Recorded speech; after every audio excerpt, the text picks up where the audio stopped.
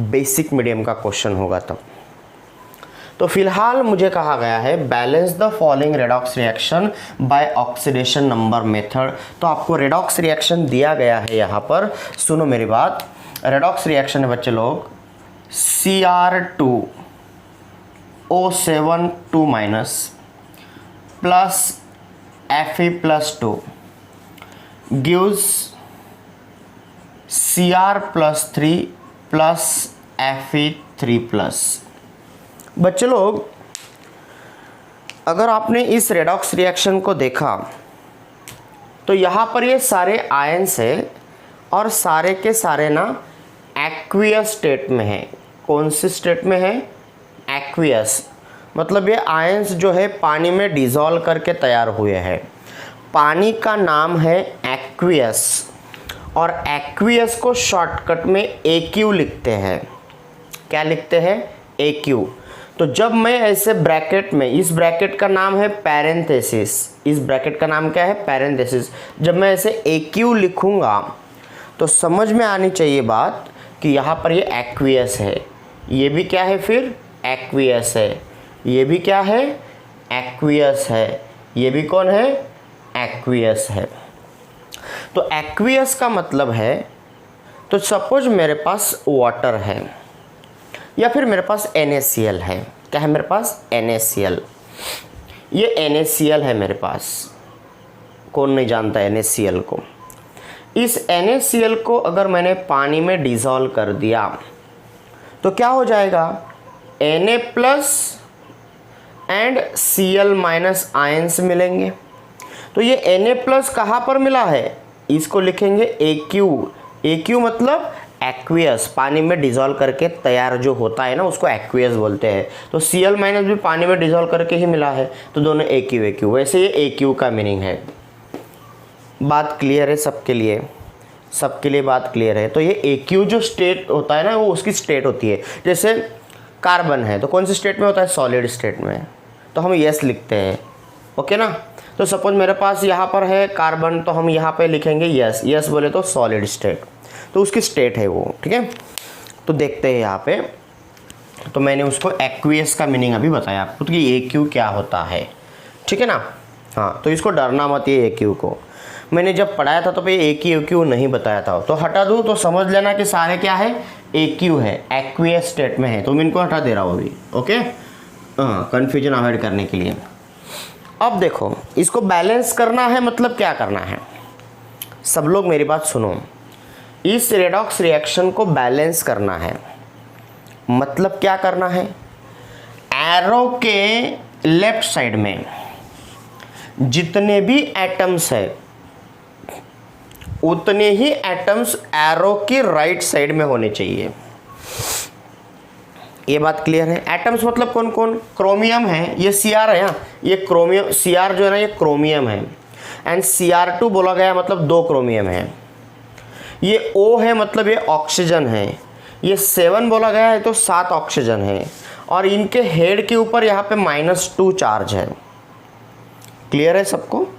Clear है? अब देखना बोर्ड की तरफ मैं क्या बोल रहा हूँ यहाँ पर। तो मैंने कहा यहाँ पे ये Fe+2 है, तो जितने भी एटम्स, अगर क्रोमियम यहाँ 2 है तो इधर भी 2 होने चाहिए, ऑक्सीजन यहाँ 7 है तो इधर भी 7 होने चाहिए। Fe कितने हैं यहाँ पे? यहाँ कुछ नहीं बोले तो एक ही Fe है।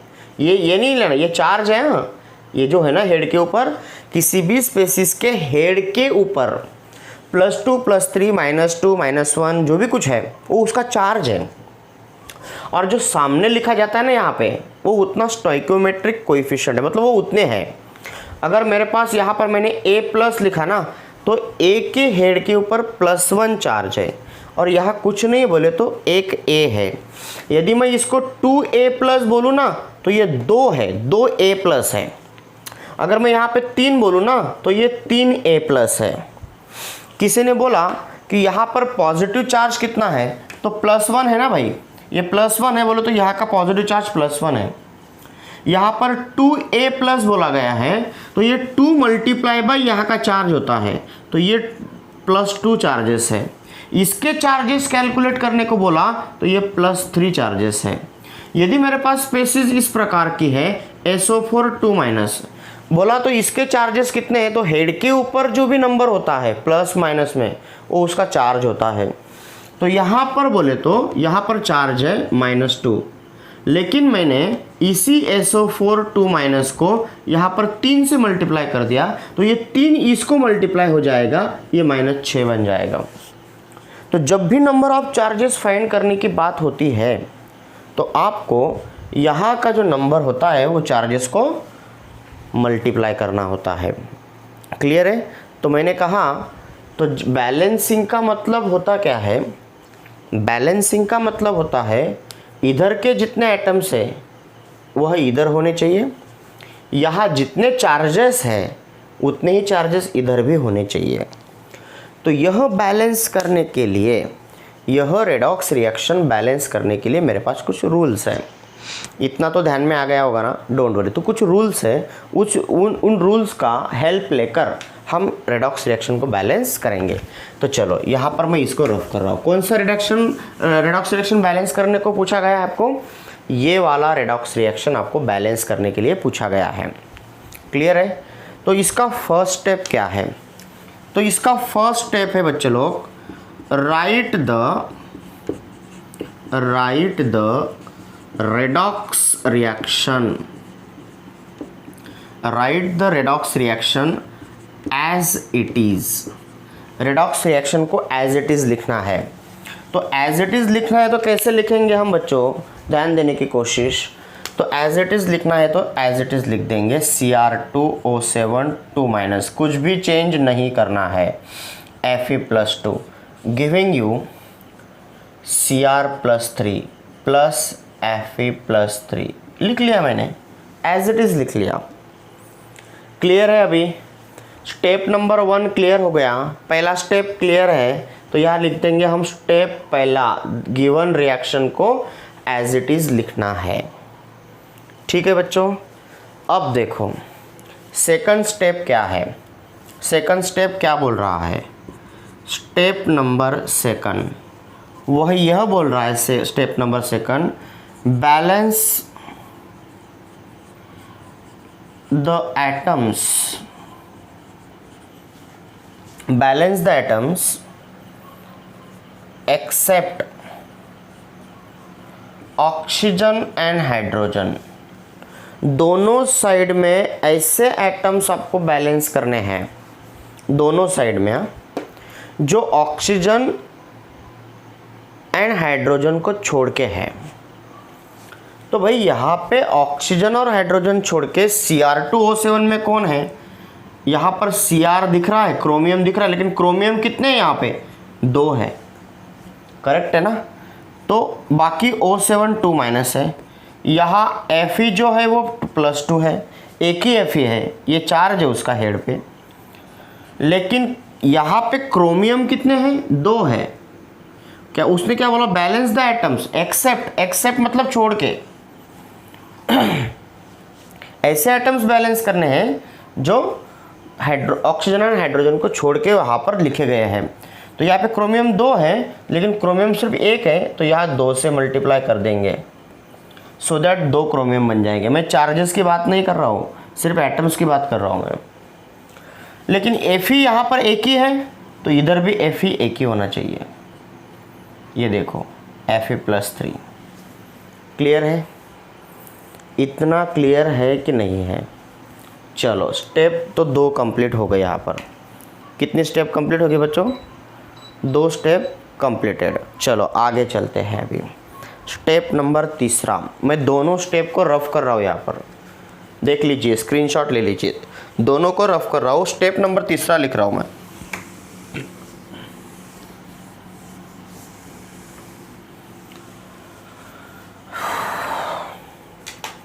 तो तीसरा स्टेप क्या है? अजाइन या फिर right assign oxidation state of each species. Each species का नाम क्या है? प्रत्येक एक एटम का ऑक्सीडेशन स्टेट अजाइन करो। चलो पहले इसको लिखते हैं, Cr2O7 2-। Plus Fe+2 gives Cr+3। अब यहाँ पे रिमेंबर दूसरे स्टेप में मैंने 2 से मल्टीप्लाई कर लिया है, प्लस Fe3+। यहाँ क्यों नहीं किया सर? Fe इधर भी एक है, Fe इधर भी एक है, लेकिन यहाँ क्या था, क्रोमियम 2 थे, इधर एक ही था, तो मैंने 2 से मल्टीप्लाई किया है। चलो अब ऑक्सीडेशन स्टेट फाइंड करते हैं। तो यहाँ क्रोमियम की ऑक्सीडेशन स्टेट कितनी होगी, ये देखो यहाँ पे Cr2O7 2 माइनस है, क्रोमियम को अंडरलाइन करेंगे तो 2x - 14 is equal to -2, so 2x is equal to 12, x is equal to 6। तो यहाँ पर क्रोमियम की ऑक्सीडेशन स्टेट कितना लग रहा है आपको, +6 है। अब ऑक्सीजन यहाँ पे पेरोक्साइड थोड़ी ना है, ये फ्लोरीन के साथ थोड़ी है ऑक्सीजन, या फिर ये सुपर ऑक्साइड थोड़ी है, तो एक ऑक्सीजन की बहुत बात हो रही है। ये +6 एक क्रोमियम का है, तो एक ऑक्सीजन की कितनी है, एक ऑक्सीजन की ऑक्सीडेशन स्टेट है -2। क्लियर है ना, एक ऑक्सीजन की कितनी है यहाँ पे, -2। Okay fine. तो अब देखना बच्चों, यहाँ पर सारे बच्चे बोर्ड की तरफ ध्यान देंगे। यहाँ पर Fe है, Fe की ऑक्सीडेशन स्टेट फाइंड करनी है, तो कितनी होंगी, x इज इक्वल टू +2, मतलब कितना है, +2। यहाँ पर जब ऑक्सीडेशन स्टेट इस क्रोमियम की फाइंड करोगे आप, तो ये जो नंबर है ना, ये कोएफिशिएंट होता है। क्या होता है ये एक कोएफिशिएंट होता है। मतलब कोएफिशिएंट क्या होता है सर, यहाँ मेरे पास एक a है, ये 2a है, ये 3a है, इस a के आगे कुछ नहीं है बोले तो क्या है, 1 है, तो 1 उसका कोएफिशिएंट है। ओके, तो यहाँ पे a के आगे भी एक नंबर है, तो ये भी उसका कोएफिशिएंट है। इसको स्टोइकियोमेट्रिक कोएफिशिएंट बोलते हैं। यहाँ कोएफिशिएंट 3 है। तो जब ऑक्सीडेशन स्टेट आप डिसाइड करोगे ना, तो ये कोएफिशिएंट को आपको ध्यान में नहीं रखना है। हाँ, लेकिन जब चार्जेस काउंट करोगे तो इसको आपको काउंट करना है कोएफिशिएंट को, लेकिन जब ऑक्सीडेशन स्टेट फाइंड करनी है ना, तो इसको काउंट मत करना।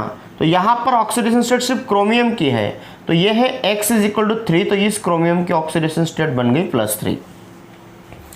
इतना क्लियर है? चलो आगे चलते हैं। तो आगे मेरे पास है यहाँ पे Fe+3, तो Fe की ऑक्सीडेशन स्टेट भी +3 लग रही है। ठीक है बच्चों, तो हमने यहाँ पे प्रत्येक एक स्पेसीज की ऑक्सीडेशन स्टेट फाइंड कर ली। यहाँ तक ठीक है ना। स्टेप नंबर 3 हमने कंप्लीट कर लिया। चलो आगे बढ़ते हैं स्टेप नंबर 4 की तरफ। तो इसको मैं रफ कर रहा हूँ, अभी इसको रफ कर रहा हूँ मैं। स्टेप नंबर 4 क्या है,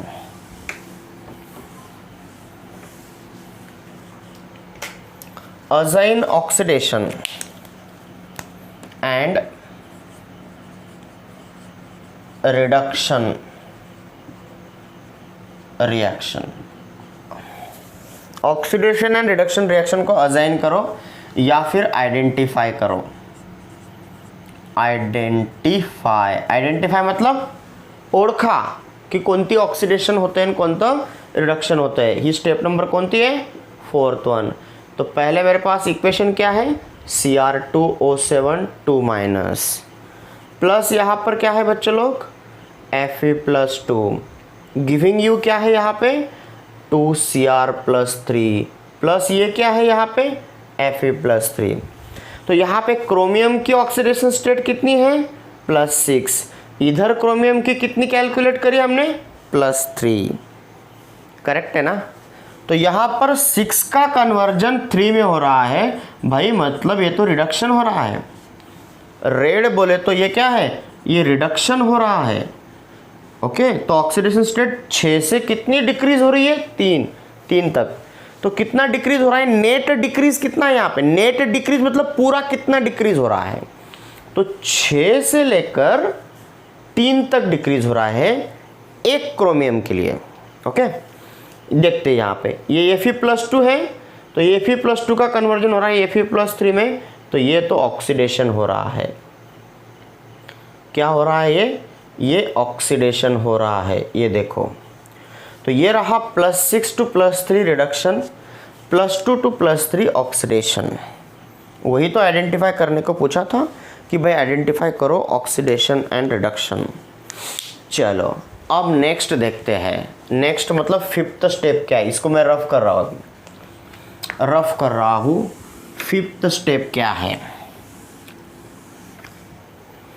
ठीक है। तो पांचवा स्टेप ऐसा बोल रहा है वो, फाइंड नेट क्या डिक्रीज। तो नेट डिक्रीज कितना हो रहा है, क्रोमियम +6 का किस में हो रहा है, क्रोमियम +3, क्रोमियम +6 का क्रोमियम +3 में हो रहा है, ठीक है। तो net decrease is equal to +3 for 1 chromium atom, एक क्रोमियम के लिए +3। देयरफॉर हम क्या लिखेंगे, क्रोमियम कितने हैं भाई 2 है, तो 3 को 2 से मल्टीप्लाई किया जाएगा तो आ गया 6। तो नेट डिक्रीज 6 है। मैंने कहा यहाँ पे ध्यान देना, क्या बोला उसने, फाइंड द नेट डिक्रीज पर एटम होता है वो। एक क्रोमियम के लिए +3 डिक्रीज हो रहा है, तो क्रोमियम कितने हैं 2 है, देखो ना 2 है ना Cr2, और यहाँ भी 2 से मल्टीप्लाई किया है हमने, अगर आपने इक्वेशन देखा तो 2 से मल्टीप्लाई किया है, देखो यहाँ पे ऐसा, ठीक है। तो 3 × 2 = 6। तो क्रोमियम डिक्रीज कितना है 6 है। अब नेक्स्ट वन क्या है, नेट इंक्रीज। सुनो मेरे बात, तो नेट इंक्रीज कितना है, यहाँ पर Fe+2 है, ये Fe+3 है, तो +1 से इंक्रीज हो रहा है, +2 का कन्वर्जन +3 में हो रहा है, मतलब +1 से इंक्रीज हो रहा है, मतलब +1 फॉर Fe, एक आयरन के लिए, और आयरन सिर्फ एक ही है, Fe मतलब आयरन, आयरन सिर्फ एक ही है, तो हम सिर्फ एक लिखेंगे। तो यहाँ पर ध्यान देने की कोशिश करना, तो जो कोएफिशिएंट मुझे मिले हैं, नेट डिक्रीज से कोएफिशिएंट मुझे क्या मिला है 6, नेट इंक्रीज से मुझे कोएफिशिएंट क्या मिला है 1। अब क्या करेंगे, इसका क्रॉस मल्टीप्लिकेशन करेंगे। मतलब क्या सर, मतलब 6 किसके लिए आया है वैल्यू, क्रोमियम के लिए। जो वैल्यू क्रोमियम के लिए आया है ना, उसको Fe की टर्म को मल्टीप्लाई करेंगे। लेफ्ट साइड में भी जहाँ जहाँ Fe आपको दिखाई देगा इक्वेशन में, वहाँ +6 से मल्टीप्लाई करेंगे, मतलब यहाँ भी मल्टीप्लाई करेंगे और यहाँ भी मल्टीप्लाई करेंगे। लेकिन जो वैल्यू Fe के लिए आई है ना, वो क्रोमियम की टर्म को मल्टीप्लाई करेंगे, मुझे क्रॉस मल्टीप्लिकेशन करेंगे। Fe वाला कोएफिशिएंट क्रोमियम को एंड क्रोमियम वाला कोएफिशिएंट Fe को। तो मुझे इक्वेशन क्या मिलेगा, इक्वेशन यहाँ पे 6 नो, तो यहाँ पे 1 मतलब Cr2O7 2- +6 Fe+2 giving you 2Cr+3 +6 Fe+3। ऐसे सिचुएशन है। सर आपने तो 1 से मल्टीप्लाई करना था ना, तो 1 से मल्टीप्लाई किया ना मैंने, ये जो 1 था ना, क्रोमियम के टर्म को मल्टीप्लाई किया तो 1 है यहाँ पे, तो 1 लिखते थोड़ी ना है हम। यहाँ भी 1 से मल्टीप्लाई किया है तो 2Cr+3 × 1 2Cr+3 ही होगा। तो ये इक्वेशन आ गया 5th स्टेप में। अब नेक्स्ट स्टेप क्या है, वेरी इजी है। 6 नंबर का स्टेप क्या है, इसका स्क्रीनशॉट ले लो। 6th नंबर का स्टेप क्या है, रफ कर रहा हूँ मैं इसको भी, इसको रफ कर रहा हूँ। तो नेट डिक्रीज नेट इंक्रीज ध्यान में आ गया, पर एटम के लिए क्या होता है। तो अब नेक्स्ट स्टेप क्या है, 6 नंबर का स्टेप क्या है, balance oxygen atom on both side by adding water. पानी ऐड करके मुझे ऑक्सीजन एटम बैलेंस करने हैं। तो इक्वेशन क्या है मेरे पास, Cr2O7 2- Fe+2, तो यहाँ पर ये 6 है, गिविंग यू 2Cr+3 +6 Fe+3। ऐसा ओरिजिनल इक्वेशन तैयार हुआ है। अब यहाँ पे ऑक्सीजन कितने हैं, O7 है ना, O7 है देखो, मतलब 7 ऑक्सीजन इसमें है, इसमें एक भी ऑक्सीजन नहीं है, तो लेफ्ट साइड में 7 ऑक्सीजन है। कितने ऑक्सीजन है? 7। इधर ऑक्सीजन है क्या? दोनों में नहीं है। तो एक पानी में कितने ऑक्सीजन होते हैं? एक। तो मुझे कितने ऑक्सीजन ऐड करने पड़ेंगे? कितने पानी ऐड करने पड़ेंगे? 7। एक पानी, यहाँ पे देखो, एक पानी बोले तो एक ऑक्सीजन, तो 7 मल्टीप्लाई है, तो ये हो गए 7 ऑक्सीजन। तो देखो अभी ऑक्सीजन दोनों साइड में बैलेंस हो गए। लेकिन वहाँ पर एक समस्या क्या हो गई, यहाँ पे ये H2 है, एक H2 में कितने हाइड्रोजन होते हैं? 2। तो ये 7 H2 है, तो कितने हाइड्रोजन होंगे? 14 हाइड्रोजन होंगे। तो 14 हाइड्रोजन राइट साइड में ज़्यादा है, तो लेफ्ट साइड में कैसे उनको बैलेंस करोगे? तो मैं यहाँ पे लिखूँगा अभी 7 नंबर का स्टेप है balance the hydrogen atoms by adding H plus ion. तो कितने H प्लस आयन ऐड करोगे? 14। एक H plus ion, 2 H plus ion, 3 H plus ion, dash 14 H plus ion. तो इस प्रकार 14 कहाँ पे ऐड करने? जहाँ कम है वहाँ पे ऐड करेंगे। तो मैंने ऐड कर दिए बच्चों यहाँ पे Cr2O72 minus plus 6Fe plus 2 plus यहाँ लिखेंगे 14H plus giving you 2Cr plus 3 plus 6Fe plus 3 plus 7H2O। तो यहाँ पर हमें मिल गए, तो देखो बच्चों यहाँ पे क्रोमियम कितने हैं? यहाँ 2 है, इधर भी कितने हैं? 2 है। ऑक्सीजन यहाँ कितने हैं? 7। यहाँ 7 मल्टीप्लाई बाय O 7। Fe कितने हैं? ओनली Fe बोल रहा हूँ मैं, चार्जेस की बात नहीं बोल रहा हूँ मैं, फिलहाल ओनली एटम्स बोल रहा हूँ। Fe कितने हैं? 6। Fe कितने हैं? 6। हाइड्रोजन कितने हैं? 14 इंटू H 14 है, 7 मल्टीप्लाई बाय 2 14 है यहाँ पर भी। ओके, इकडे पण हाइड्रोजन 14 आहेत, इकडे पण हाइड्रोजन 14 आहे। आता शेवटी ॲटम्स झाल्यावर चार्जेस बघायचे। अब देखना, ये जो टर्म मैंने लिखी है Cr2O7, ये पूरा एक टर्म होता है, इसके हेड पे -2 है, तो यहाँ पे ये चार्ज बन गया आपका -2। यदि ऐसे होता ना 2Cr2O7 2 माइनस, तो ये 2 उसको मल्टीप्लाई हो जाता, तो यहाँ पे -4 चार्जेस बनते। लेकिन फिलहाल यहाँ पे चार्जेस है -2। कहाँ पर? ओनली Cr2O7 2 माइनस में चार्जेस बैलेंस कर रहे हैं हम, तो ये -2 चार्ज है यहाँ पे। यहाँ पे देखो 6 मल्टीप्लाई बाय +2 मतलब +12 चार्जेस हो गए। 14 मल्टीप्लाई बाय H प्लस मतलब यहाँ पे 14 प्लस हो गए। तो कितना बन गया बच्चों? ये बन गया यहाँ पे -2 + 12 10। तो मतलब टोटल कुल मिला के चार्जेस है यहाँ पे 24। कितने हैं? 24। तो उधर देखते हैं अभी इस साइड में 24 प्लस है, हाँ 24 प्लस चार्जेस है इस साइड में। इधर के देखते हैं 2 मल्टीप्लाई बाय +3 +6 चार्ज हो गए, 6 मल्टीप्लाई बाय 3 18 चार्ज हो गए। तो ये भी 24, देखो इधर भी 24 है, इधर भी 24 है, तो दोनों साइड में चार्जेस कैसे हैं? सेम है बच्चों, इक्वल चार्जेस है। Hence this is a balance equation. यही है वो बैलेंस इक्वेशन जिसमें नंबर ऑफ एटम्स भी सेम है, चार्जेस भी सेम है। क्लियर है बच्चों? क्लियर है? आई होप दैट आपको ये बात समझ में आई होंगी। ओके।